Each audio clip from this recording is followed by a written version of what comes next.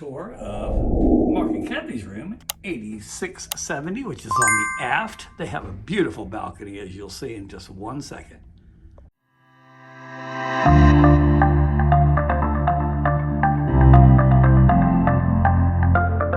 Here we go. There's the dorks right there. They are naturally on the very aft of the ship. They have bifold closets. Growing out. I'm gonna let you do your thing. So here's the restroom. All right. Oh, they got a tub. This is a junior suite. It's kind of like what I had on the Utopia in November when I went by myself.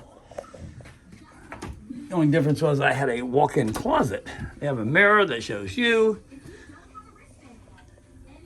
Thermostat there. Little small area there. You got a chair, a sofa, which will sleep another person. Their bed. And as you notice, as I always point out, there are no plug-ins or USB ports by the bed. So, small TV. They get a coffee pot. And as you can see, they have a couple of 110s. They call them 120s, they're really 110s. Little small closet here, right outside the thingy. Little small cabinets on both sides. They're pretty much both the same.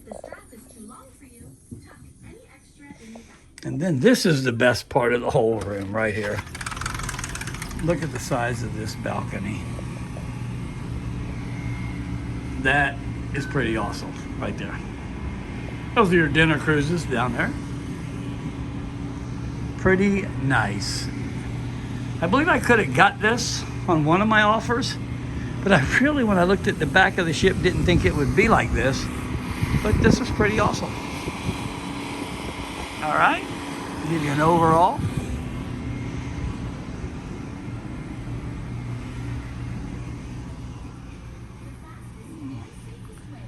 And there's your overall. Awesome. Don't forget to hit that subscribe button, that notification bell. I'll bring you 2 more cabins from this cruise.